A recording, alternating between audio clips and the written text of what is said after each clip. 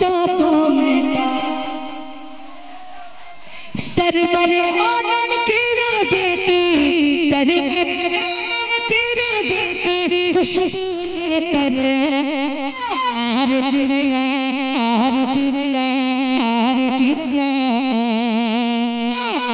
चिड़िया चिड़िया चिड़िया अरे आजा इस नबी की चिड़िया आजा इस नबी की चिड़िया दूर ना तड़पा चिड़िया चिड़िया चिड़िया चिड़िया चिड़िया चिड़िया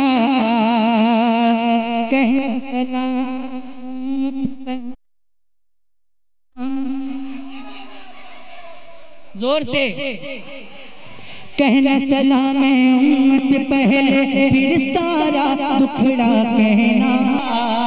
एक फरमाइश का एक शेर मैंने पढ़ा, आखिरी फरमाइश का एक शेर सुन ले कि आमना के घर माँ है हूरन का मेला, आमना के घर माँ है हूरन का मेला, सकरी अटरिया जगर मगर हो गए जगर मगर हो गए।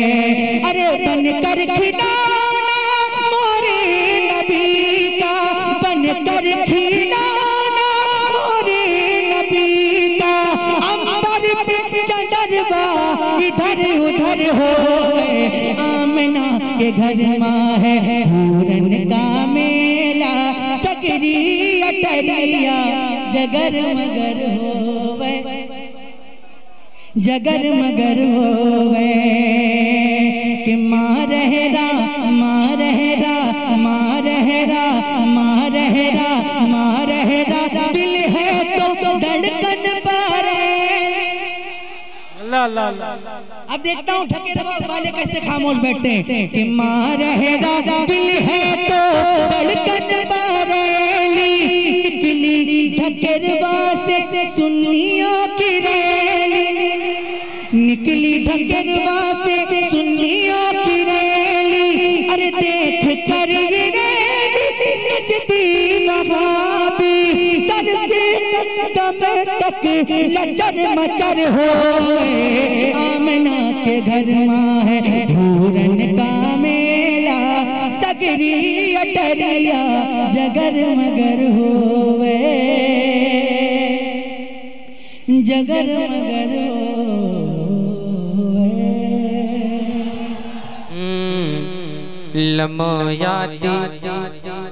लमोयाती नज़ीर कफ़ी नज़र, कहते सुभान अल्लाह।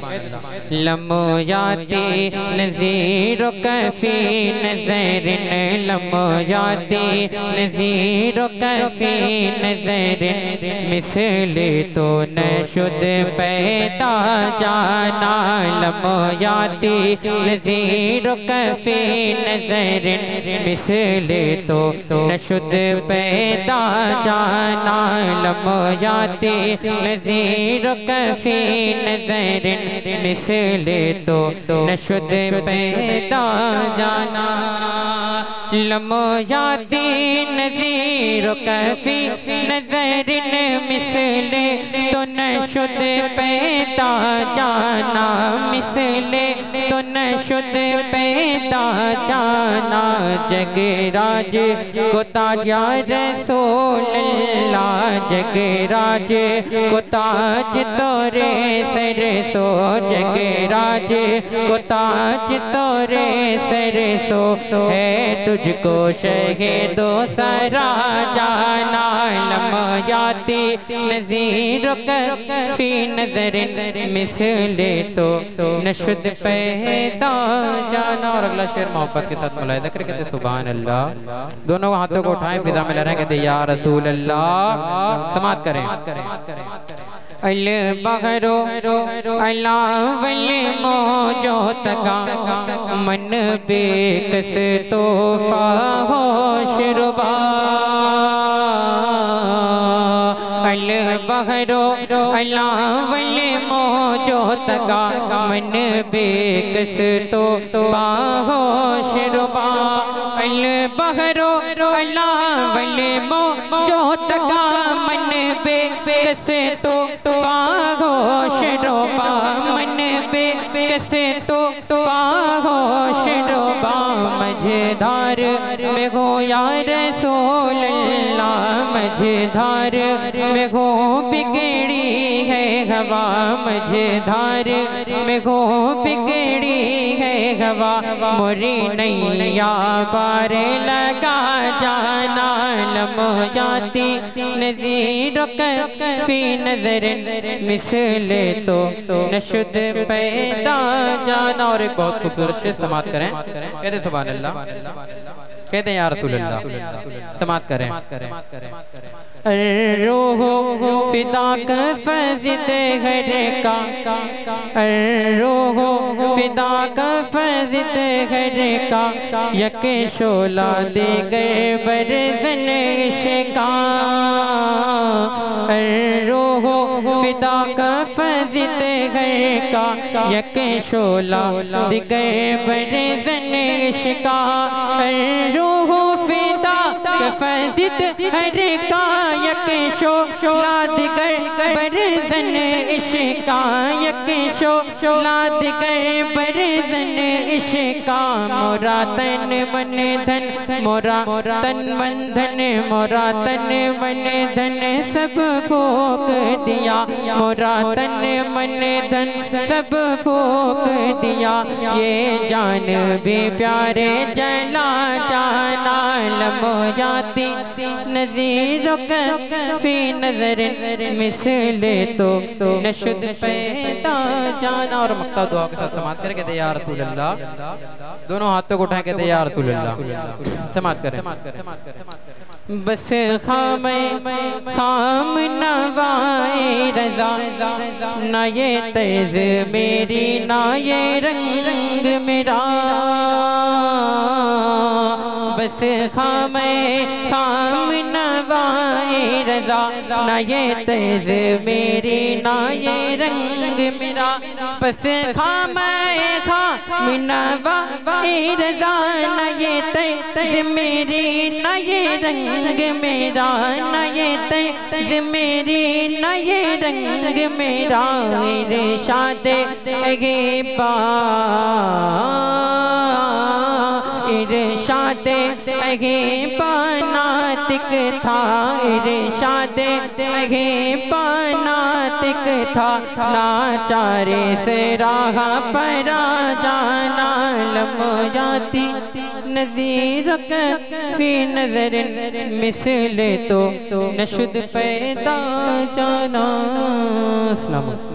के मुदर्रिस को फारिगुल बान बनाना होगा, उसको मुकम्मल तौर से इतनी खातिर खा तनख्वाह दें कि वो दुनिया की फिक्रों से आज़ाद होकर के आपके बच्चों के ईमान और अकीदे की हिफाजत करने के लिए मुकम्मल तौर से तैयार हो, उनकी तालीम पर पूरी तवज्जो दे सके। वरना ये दिन बहुत दूर नहीं है कि आप मुदर्रिस रखते जाएंगे और आपके बच्चे यूं ही नाकारा होते चले जाएंगे। अगर तुम अपने बच्चों की तालीम और तरबियत को मुकम्मल तौर से निखारना चाहते हो, उनके ईमान और अकीदे को मजबूत करना चाहते हो, तो पहले अपने इमाम और मुदर्रिस को मजबूत करना होगा। सुभान अल्लाह, सुभान अल्लाह, सुभान अल्लाह। मैं यहाँ पर तो आना ही नहीं चाह रहा था कि मैं इतने महंगे जलसे में मैं इसका कायल ही नहीं हूँ, मगर मैं सोचा कि कोई पैगाम मैं दे करके जाऊँ, हो सकता है कुछ बात लोगों के समझ में आ जाए। हमारे इलाके में बहुत सारे बड़े बड़े जलसे होते थे, मगर अब लोगों को समझ में आया कि इनसे काम होने वाला नहीं है। बच्चों की तालीम के लिए एक मदरसा चाहिए, एक मुदर्रिस चाहिए, और मुदर्रिस को सही मानों में खुलूस के साथ, लिल्लाहियत के साथ और अकीदत और मोहब्बत के साथ तालीम देने के लिए भरपूर उसकी तनख्वाह होनी चाहिए। यहाँ तो 5000 में लोग निपटा देते हैं, और मुकर्रिर को तकरीर करने के लिए जब बुलाते हैं तो कहते हैं चाहे जो इसको लेकर के आ जाओ, 50,000 हम देंगे। अपने इमाम को भी 50,000 देने का दिल गुर्दा रखो मेरे अजीज। जो तुम्हारे बच्चों को दीन की तालीम देता है, उन्हें कलमा सिखाता है, अगर वो तवज्जो ना दे तो उनका ईमान भी मजबूत ना होगा। मेरी बात समझ में आ रही है कि नहीं समझ में आ रही है? ईमान की पुख्तगी तालीम के बगैर हो ही नहीं सकती है। हजरत हसन बसरी रदी अल्लाह ताला अन्हु के पड़ोस में एक शख्स शमऊन नाम का रहता था, आग की पूजा करने वाला। एक बार ऐसा हुआ कि सख्त बीमार हुआ और बड़ी सख्त बीमारी, बिल्कुल मरने के करीब। हजरत हसन बसरी को मालूम हुआ तो सोचा लाओ जाएं मुलाकात कर लें, देखें क्या हाल है।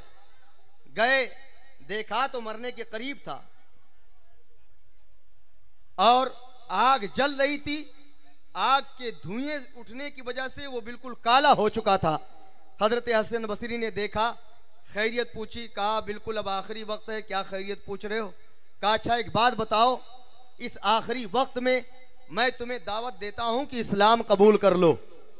तुमने 70 साल तक आग की पूजा की है, मगर उस आग ने तुमको बिल्कुल काला कलूटा बना डाला है। वो कह रहा है कि अब ईमान कैसे ले आए? कहा एक आजमाइश हो जाए, तुमने 70 साल तक जिस आग की पूजा की है और तुम्हारा यकीन है कि ये पूजने के, इबादत करने के लायक है, तो ये आग तुम्हारी हिफाजत भी करेगी। तो हमारा तुम्हारा मामला ये हो जाए कि हम आग में हाथ रखते हैं और तुम भी आग में हाथ रखो। याद रखना मैं खुदा की इबादत करता हूं, मुझे यकीन है कि मैं आग में हाथ रखूंगा तो मेरा खुदा मुझे बचाएगा। बेशक, सुभान अल्लाह, सुभान अल्लाह। और तुमने 70 साल तक जिसकी इबादत की है, क्या तुम्हें यकीन है कि ये आग तुम्हें बचा पाएगी? कहा मुझे तो यकीन नहीं है, मैं तो जल जाऊंगा, मैं तो जल जाऊंगा। तो हजरत हसन बसरी ने कहा कि तब उसी खुदा को मान ले जिस खुदा ने इस आग को भी पैदा किया है। सुभान अल्लाह, सुभान अल्लाह, सुभान अल्लाह। कहा ईमान तो ले आऊंगा, मगर 70 साल तक मैंने इसकी इबादत की है, इसकी पूजा की है, खुदा माफ कर देगा? कहा माफ फरमा देगा। कहा गारंटी क्या है? कहा गारंटी अगर तू चाहता है तो मैं लिख देता हूं। कहा आप लिख दीजिए, तब तो मैं ईमान ले आऊंगा। हजरत हसन बसरी ने एक कागज मंगवाया और उस पर, कागज के टुकड़े पर लिख दिया कि कल मैदान महशर में बिला हिसाब तुझे बख्श दिया जाएगा। ये कागज का टुकड़ा उसे दिया हाथ में और उसने कलमा पढ़ करके इस्लाम में दाखिला ले लिया। दाखिला लेने के बाद कहता है हजरत हसन बसरी से कि जब मैं मर जाऊंगा तो आप मेरे जनाजे में आएंगे और मुझे कब्र में जब उतारेंगे तो ये कागज का टुकड़ा मेरे हाथ में रख देंगे। सुभान अल्लाह, सुभान अल्लाह, सुभान अल्लाह। उस आतिश परस्त का इंतकाल हो गया। हजरत हसन बसरी ने हस्बे वादा सब कुछ किया, कागज का टुकड़ा भी रखा, कब्र से दफन करके वापस आए। जब वापस आप आ गए, हजरत हसन बसरी फरमाते हैं कि फिर मुझे ख्याल आया, मैं रोने लगा खुदा के खौफ से कि परवरदिगार आलम, मैंने इतनी बड़ी जिम्मेदारी ले ली है, मुझे अपने आमाल का हिसाब देना बड़ा भारी पड़ेगा।